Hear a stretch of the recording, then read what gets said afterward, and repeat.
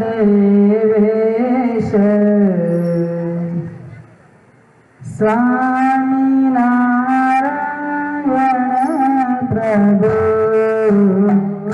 श्रूयतां देवदेवेश स्वामीनारायण प्रभु श्रूयतां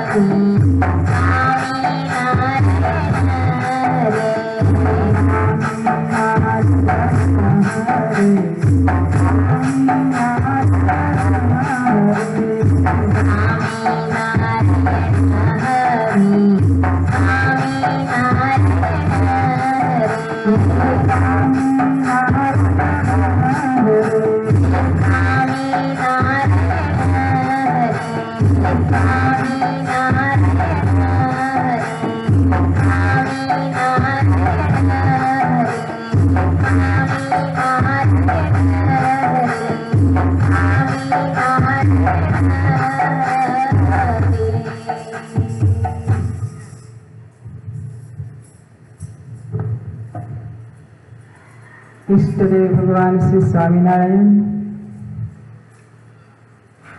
गढ़पुरपति गोपीनाथ जी महाराज देव सुरतवासी नारायण मुनिदेवની પૂર્ણ કૃપાથી આજે આપણે પવિત્ર એવા અધિક માસમાં ભગવાન શ્રી કૃષ્ણચંદ્ર પરમાત્માના દિવ્ય ચરિત્રથી સભરી એવા ભાગવતજીના ભાગીરથી ગંગામાં આપણે પ્રવેશ કરી રહ્યા છીએ. ભગવાનની બહુ જ્યારે અસીમ કૃપા આ મનુષ્ય લોકના જીવાત્મા ઉપર ઉતરે ને ત્યારે ભગવાન પોતાની કથાનું શ્રવણ કરાવવાના પાત્ર બનાવે છે. ભગવાન સ્વામિનારાયણ પોતાના વચનોમાં એવું કહે છે, જ્યારે જીવાત્માનો મોક્ષનો દરવાજો કહેતા દ્વાર ખુલ્લો થવાનો હોય ને ત્યારે એને ભગવાનની કથા સાંભળવા મળે છે. અને આ જીવ આ લોકમાં જન્મ ધારણ કરીને આવે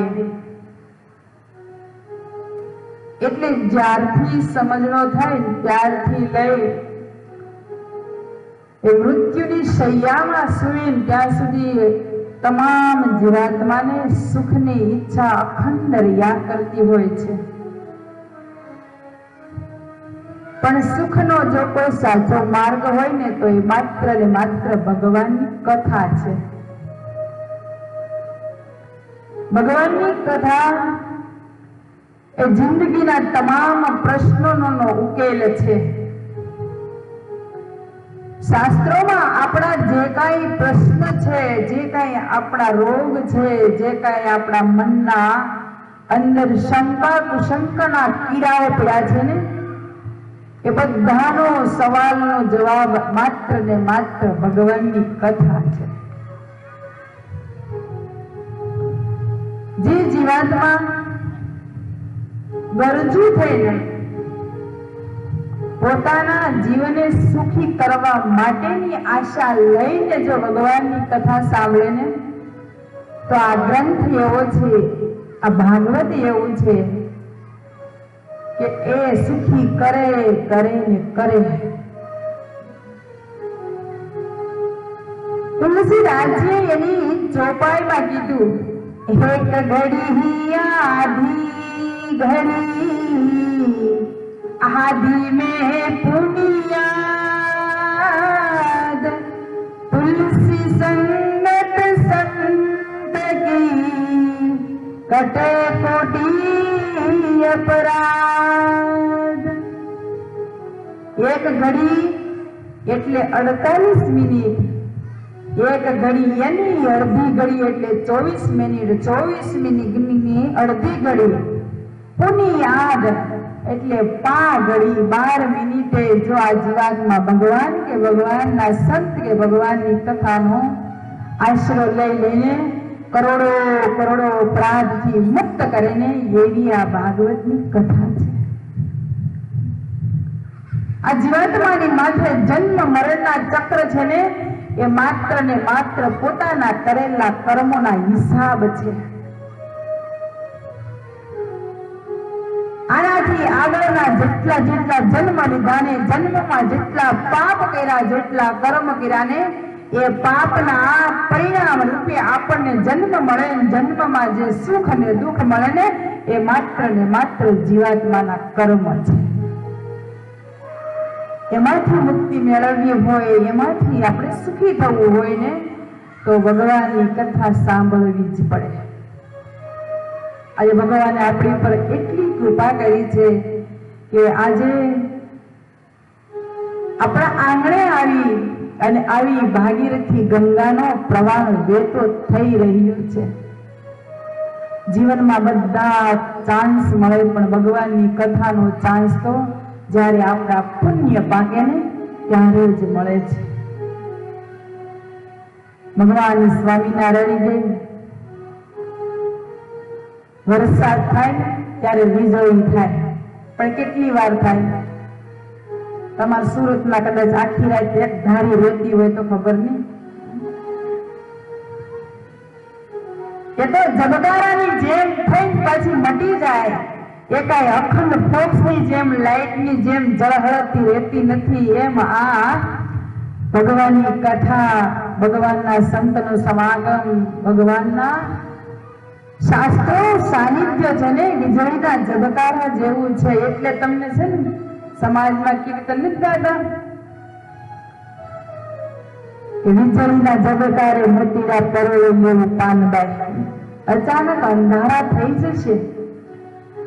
આપણને બધાને ખબર છે, આપણે બધાએ નજર સમક્ષ જોયેલું છે કે આપણી ખુલ્લી આંખની સામે કેટલાય મોતની શરણ થઈ અને પોતાને માર્ગે સીધાવી ગયા છે. આ લોકમાંથી કોઈ મુઠ્ઠી અનાજ લઈ ગયું, કોઈ 1 રૂપિયો લઈને ગયું. આ લોકની એક કણ જેટલી ચીજ કોઈ લઈને જી કેમ? ઈશ્વરનો ક્રમ એવો છે કે અહીંયાનું બધું અહીંયા જ પડ્યું રહે છે. જીવાત્માની સાથે માત્ર ને માત્ર 2 જ વસ્તુ જાય અને એ છે પાપ અને પુણ્ય. ભગવાન આપણને મોક્ષનો જે જન્મ આપે છે ને, મનુષ્યનો જન્મ આપે છે, મોક્ષ મેળવવા માટે આપે છે અને મોક્ષનો દ્વાર ખુલ્લો કરી આપે છે ને એમાં આપણા જીવાત્માનું આપણે કલ્યાણ કરી લેવું જોઈએ. અને જેને ભગવાન મનુષ્યનો દેહ આપે એને ભગવાન માત્ર ને માત્ર ભગવાન ભજવા માટે આપે છે. આ લોકમાં સગા સંબંધી, આ લોકમાં વૈભવ, વિલાસ, વિષય, વાસના, આ લોકની ઈચ્છાઓ, આકાંક્ષાઓ તો આના પહેલા જેટલા જેટલા જન્મ લીધા ત્યાં બધે હતું જ. પશુનો દેહ લીધો તો ત્યાંય પરિવાર હતો, પક્ષીઓનો દેહ હતો તો ત્યાંય હતું, સંસાર બધે જ હતો. વેદમાં એક વાક્ય આવે છે કે આપણામાં પશુમાં ફેર હું. બહુ સરસ એની વ્યાખ્યા સમજાવે છે કે આહાર નિદ્રા ભયમય પૂનમ ચ સામાન્ય મેત પશુભીન રામ. આહાર કેતા ખોરાક આપણે ખાઈએ, પશુ ખાય છે ને, પક્ષીઓ ખાય છે, તો આપણામાં એના ફેર શું? આહાર નિદ્રા આપણે રાત પડે સુઈ જઈએ છીએ, પશુઓ આંગણે ખીલે બાંધ્યા હોય ને તો એ વિશ્રાંતિ લઈને સુઈ જાય છે. ભય આપણની મૃત્યુનો ભય છે. એમ તમામ જે જીવ આ સમાજમાં બ્રહ્માંડમાં આવે ને એને મૃત્યુનો ભય છે. મૈથુન કહેતા સૃષ્ટિ, જેમ માણસ પોતાનો પરિવારનો વંશ વિસ્તાર કરે છે એમ પશુઓય કરે છે, પક્ષીઓય કરે છે. બધું જ સેમ ટુ સેમ છે, તો માણસ અલગ કેમ કરે છે? અને ત્યારે ઉપનિષદ કહે છે ધર્મ વિશેષ અધિકાર વિશેષ ધર્મેણ હીના પશુભી સમાના. ધર્મ નામનું તત્વ છે ને એ માણસને ને પશુને બેમાં ભેદ રેખા ઊભી કરે છે. પશુને ધર્મની ખબર પડતી નથી, પશુને પોતાના સંસ્કારની ખબર પડતી નથી, પશુને પોતાના મોક્ષના કલ્યાણને રાહે ચાલવાની ખબર પડતી નથી. એ ધર્મ જે છે ને એ જે એક માણસમાં મૂક્યો છે, એ માણસને ધર્મથી અલગ પાડે છે. એટલે હે ભગવાન, આપણને આવું સરસ મનુષ્યનું શરીર આપ્યું છે, મનુષ્યનો દેહ આપ્યો છે, એમાં આપણા જીવાત્માનું કલ્યાણ કરી લેવું. અને કલ્યાણ કરવા માટે જે મોટા મોટા મહાપુરુષોએ, મોટા મોટા ઋષિ મુનિઓએ મોટા મોટા આવા સદગ્રંથોનું નિર્માણ કર્યું છે. અને એમાં એ મોક્ષનો જો કોઈ ધોરી માર્ગ હોય ને તો એ આ ભાગવત છે. કારણ કે ભાગવતના માધ્યમથી હજારો લાખો જીવાત્મા ભગવાનને માર્ગે સીધાયા છે. એ ભાગવતની આપણે કથા સાંભળવાની છે. પણ એ કથા ભાગવતની પેલા મહાત્મા રૂપે પ્રગટ થયેલી છે. વ્યાસ નારાયણે ભાગવતની રચના કરી, પણ એના પહેલા એનો મહિમા સમજાયો. શું કામ? કે આ લોકમાં જે જીવાત્માને જે કાંઈ પ્રાપ્ત થાય ને તો એનો પહેલા એને જો મહિમા થઈ જાય ને તો એના પ્રત્યે ભાવ થાય, પ્રેમ થાય, લાગણી થાય. અને મહિમા જો ન હોય ને તો ગમે એટલી કિંમતી વસ્તુ હાથમાં આવી હોય તો આપણને એની કોઈ લાગણી કે પ્રેમ ભાવ થાય નહીં. માટે વ્યાસ નારાયણે મહિમા કીધો છે ને, મહિમાની કથા આપણે સાંભળવી છે. પણ એ પહેલા વ્યાસ નારાયણ મંગલાચરણ કરે છે, બહુ સરસ ભગવાનની વંદના કરે છે. મહાપુરુષોએ જે જે આપણને ધર્મ ગ્રંથોમાં બતાવ્યું છે ને એ બધું જ આપણા જીવનમાં ઉતારવા માટે બતાવ્યું છે. હજી ભાગવતજીનો પ્રારંભ થયો નથી, મહાત્માની શરૂઆત થાય, પણ એ પહેલા એની વંદના કરવામાં આવી. શું કામ? એ આપણને શીખવે છે કે જીવનમાં કોઈ પણ કાર્ય કરીએ ને તો પહેલા પરમાત્માને યાદ કરી, એને વંદન કરી, એને પ્રાર્થના કરીને તો તમામ કાર્યોમાં પરમાત્મા ભળે ને કાર્યમાં કોઈ દિવસ વિઘ્ન ન આવે, સદાય ને માટે નિર્વિઘ્ન બને. એટલે પરમાત્માની વંદના કરવામાં આવી છે. અને સુખદેવજી મહારાજ વંદના કરતા કહે છે સહચિદાનંદ રૂપાય विश्वपात्रादि सच्चिदानंद रूपाय विश्वपात्रादि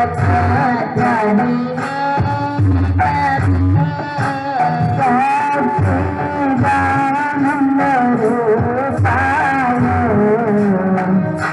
विश्वपात्रादि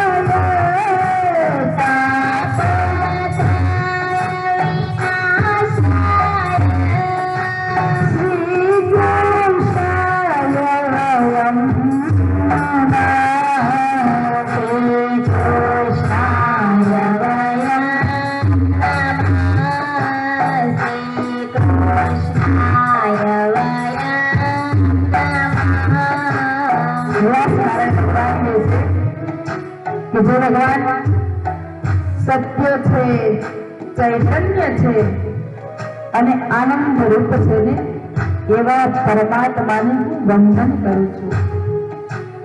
ભગવાનને સત્ય શું કામ કીધા કે ભગવાન સદાયને માટે અજર અમર છે. આપણે 25 વર્ષ કે 50 વર્ષ પહેલા નહોતા અને હવે 50 વર્ષ પછી હશું નહીં. કદાચ વળી તમે કોઈક 100-200 વર્ષ જીવવાના હોય તો વધી પણ 200 વર્ષ પછી તો કોઈ નહીં હોય.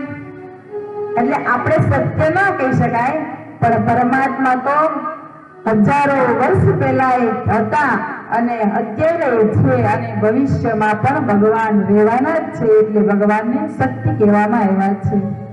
ભગવાન સત્ય છે પણ ચૈતન્ય છે. આ જગતમાં બે પ્રકારની સૃષ્ટિ કહેવામાં આવે છે, જળ અને ચૈતન્ય.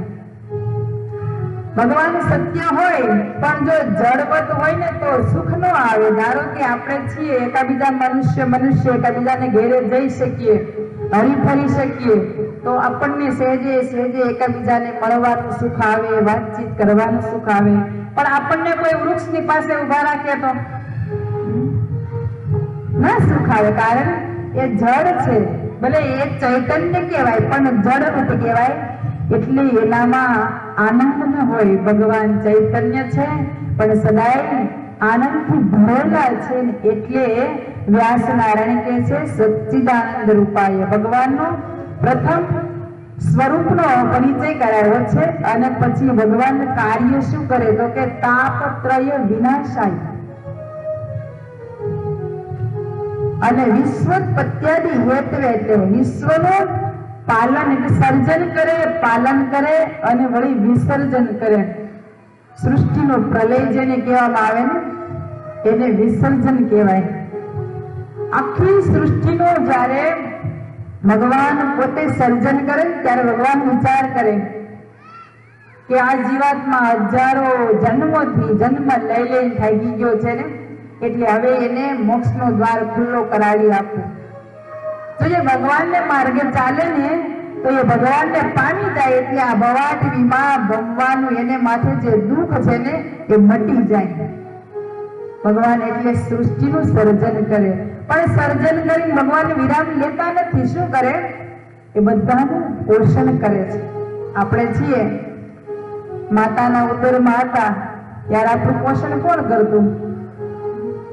આપણી માં આપણી પાસે જ હોય અને આપણને સદાયને માટે 9 માસ પોતે ઉપાડીને આ રાત દિવસ આપણું પોષણ કરવા માટે સમર્થ થતી નથી.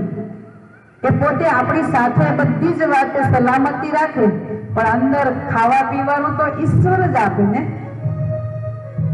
એમ ભગવાન આ જગતમાં જે કાંઈ જીવાતમાં આવે ને એ બધાને તમામને કીડીને કણને હાથીને માન સંતોએ કીર્તનમાં કીધું છે કીડીને કણ હાથીને માન ચાર પદાને ચાર જોને કોટી તામાં તરસે છે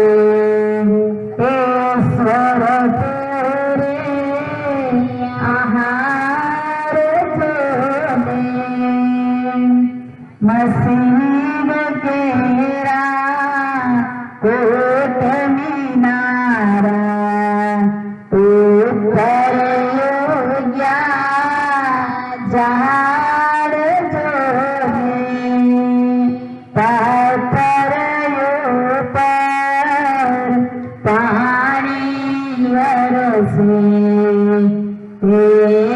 ઈશ્વરનો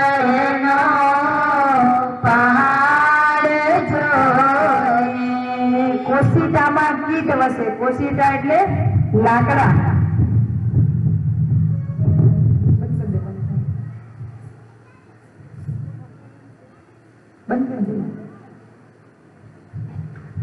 ભગવાન જ્યાં જે યોનિમાં જે જીવ જાય ને કે આ બધે જ એ પોતે પોષણ કરવા સમર્થ છે, એટલે ભગવાન બધા જીવનું પોષણ કરે છે, માટે પાલનહાર કહેવામાં આવે છે.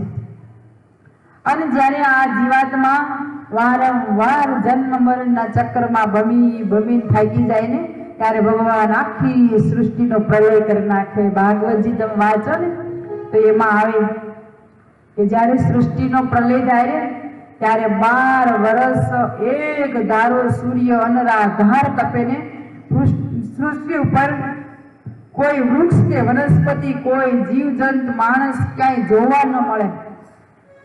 અને પછી 12 વર્ષ સુપડાની ધારે વરસાદ વરસે એટલે આખી સૃષ્ટિ જળબંબાકાર થઈ જાય, ત્યારે પ્રલય થાય. આવી રીતે ભગવાન માત્ર ને માત્ર જીવાત્માના હિત માટે ઉત્પત્તિ, પાલન અને સંહાર કરે છે. એટલે વ્યાસનારાયણ ભગવાન કહે છે કે હે પ્રભુ, તમે આ જીવાત્માની ઉપર એટલી દયા લાવી કેવા કેવા કાર્યો કરો છો અને કેવા કેવા સુખ આપો છો, માટે તમને તમારા ચરણમાં અમારા હજારો હજારો વંદન છે.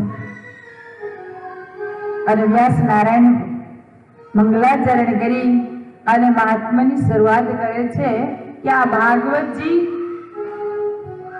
ગ્રંથની કથા ક્યાંથી શરૂઆત થઈ, અને એની કથા વ્યાસ નારાયણ ભગવાન કહે છે કે નૈમિષારણ્યમાં 88,000 ઋષિઓ 1000 વર્ષ સુધી યજ્ઞ ચાલે એના માટેનું આયોજન કરી અને એ બધા ઋષિ મુનિઓ નક્કી કરતા હતા. અને એમાં અચાનક શુદ્ધ પુરાણી આવ્યા અને શુદ્ધ પુરાણીને આવતા જોયા ને કીધું, ઓહો પુરાણી તમે પધાર્યા, અમે 1000 વર્ષ સુધી યજ્ઞ ચાલે ને એના આયોજનમાં અમે મંત્રણા કરતા હતા અને એમાં તમે પધાર્યા. અમારી ઈચ્છા એવી છે કે તમે અમને એના માટે માર્ગદર્શન આપો.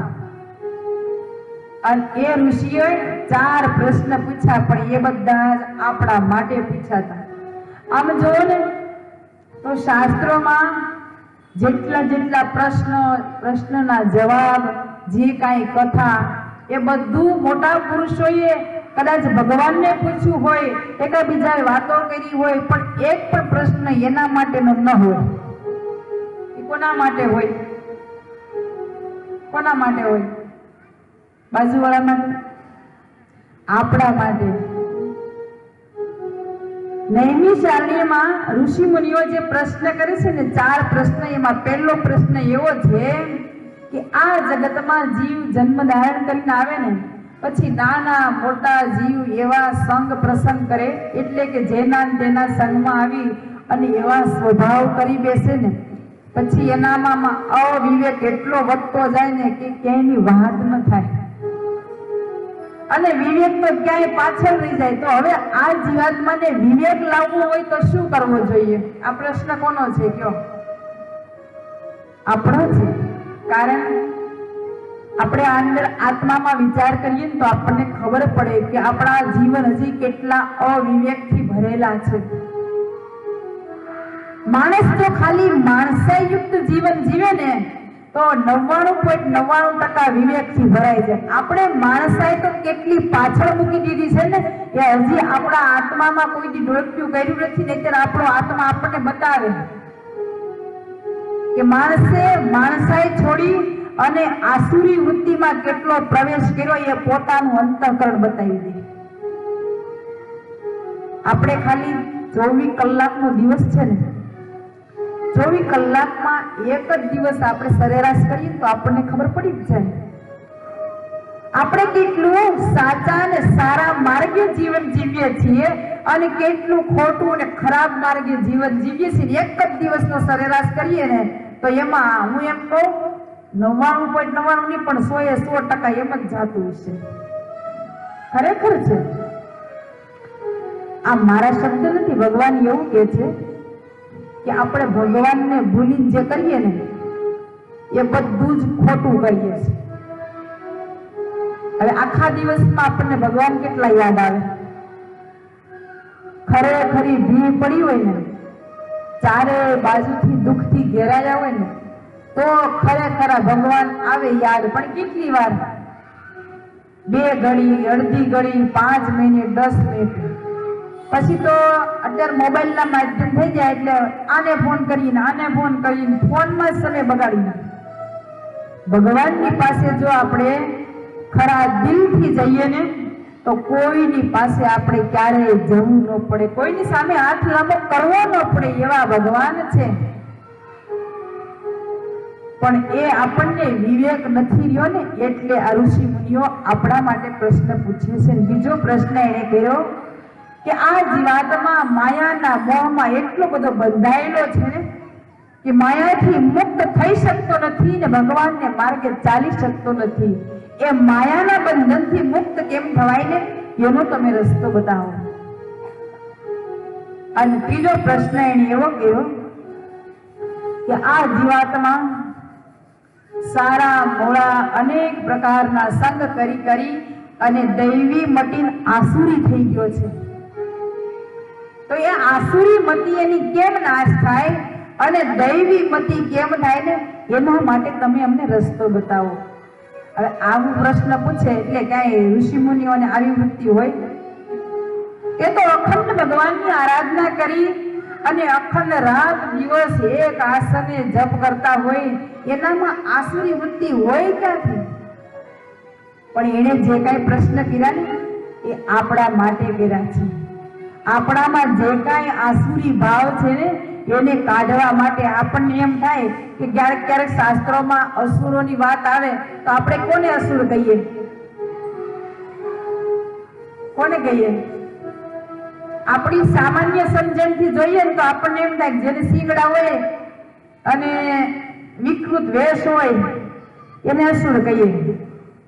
શાસ્ત્રો એવું કે જેનામાં પર પીડાના વિચાર આવે ને એનામાં આસુરી ભાવ આવ્યા. અને એ જ આસુરને કોઈ એડ્રેસ નથી, આસુરના કોઈ એવા ચિહ્ન નથી કે આને જ અસુર કહેવાય. જેનામાં કોઈ પણને પ્રત્યે કુભાવ થાય, કોઈ પણને પ્રત્યે હેરાન કરવાની વૃત્તિ થાય, કોઈને નડતરૂપ થવાની વૃત્તિ થાય, શાસ્ત્રો જેને ધર્મનો માર્ગ કીધો ને એને છોડીને ચાલે ને એને અસુર કીધા. ધર્મનો માર્ગ શું છે? સદૈવને માટે સાવધાનપણે વર્તવું, સદૈવને માટે સુખ શાંતિના માર્ગે ચાલવું, મારવું તારવું રાગ દ્વેષ ઈર્ષ્યા અહંકાર અદેખાય કામ ક્રોધ લોભ આ બધા અધર્મના માર્ગ છે. વેર વૃત્તિ છે ને એ ચોખ્ખી આસુરી વૃત્તિ છે. જેના પ્રત્યે આપણને વેર લેવાની ઈચ્છા થાય, જેના પ્રત્યે બદલો લેવાની ઈચ્છા થાય, જેના પ્રત્યે આપણને ખાલી વૃત્તિથી કુભાવ થાય ને તોય આપણામાં અસુરે પ્રવેશ કરી ચૂક્યો. એટલે આવી વૃત્તિથી આપણે મુક્ત થવા માટે શું કરવું જોઈએ ને એના માટે આ ઋષિઓ પ્રશ્ન પૂછી રહ્યા છે. એટલે આ 4 પ્રશ્ન શુદ્ધ પુરાણીને પૂછ્યા ને શુદ્ધ પુરાણીએ એટલું કીધું કે હે શૌનક, તમે જે પ્રશ્ન કર્યા ને એ બધા જ પ્રશ્નનું નિવારણ કરવું હોય ને તો એક જ જવાબ છે. શું? કે ભાગવતજીની કથા.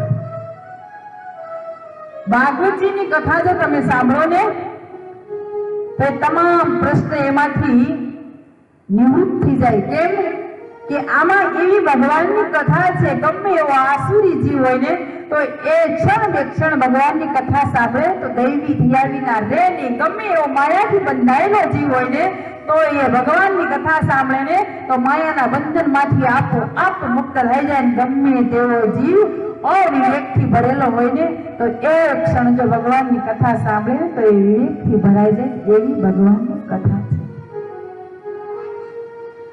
માટે શુદ્ધ પુરાણી કહે છે કે હે શૌનક, તમારે આ બધા જ પ્રશ્નોનું નિવારણ કરવું હોય તો ભાગવતની કથા સાંભળો. કારણ કે જ્યારે પરીક્ષિત મહારાજને સ્વયં સુખદેવજી ભગવાન ભાગવતની કથા સંભળાવવા બેઠા ને ત્યારે આકાશમાંથી દેવતાઓ અમૃતનો મોટો કુંભ લાવી અને સુખદેવજી મહારાજની પાસે કીધું હતું, હે સુખદેવજી મહારાજ, તમે જે ભાગવતની કથા પરીક્ષિતને સંભળાવવા જઈ રહ્યા છો ને એ કથા તમે અમને સંભળાવો. સુખદેવજી મહારાજ કે કેમ? તો કે અમારું જે અમૃત છે ને એ અમે સુખદેવજી મહારાજને કે પરીક્ષિતને આપીએ ને તો પરીક્ષિતની માથે જે મૃત્યુનો ભય છે ને એ મટી જાય, કારણ કે સ્વર્ગનું અમૃત એવું છે કે એકવાર પાન કરે ને તો એ અમર થઈ જાય. સુખદેવજી મહારાજ કે તમારી વાત સાચી, પણ પેલા મારે પરીક્ષિતને પૂછવું જોઈએ ને કે તને આ વાત મંજૂર છે?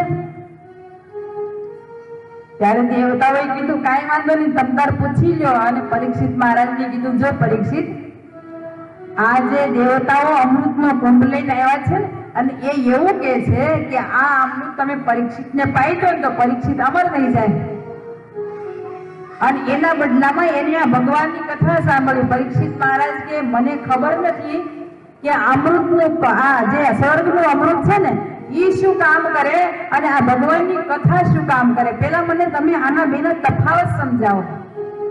સુખદેવજી મહારાજ કે જો પરીક્ષિત, આ સ્વર્ગનું અમૃત છે ને એ તને દીર્ઘજીવી બનાવશે, અને આ ભગવાનની કથા રૂપી જે અમૃત છે ને એ તને દિવ્ય જીવી બનાવશે. તારે લાંબુ જીવવું હોય ને તો આ સ્વર્ગના અમૃતનું પાન કરાય, અને તારે થોડું જીવવું હોય પણ સારું જીવવું હોય ને તો આ કથાની અમૃતનું પાન કરાય. બોલ તારે શું કરવું? પરીક્ષિત મહારાજ કે ગુરુદેવ, હજારો વર્ષ જીવીએ અને કોકને નડતર રૂપ થઈએ એવું જીવવું એના કરતા થોડું જીવીએ પણ સારું જીવીએ એવું જો હોય ને તો મારે એ જ કરવું છે, મારે લાંબુ નથી જીવવું. અને ત્યારે સુખદેવજી મહારાજે કીધું કે તો પરીક્ષિત,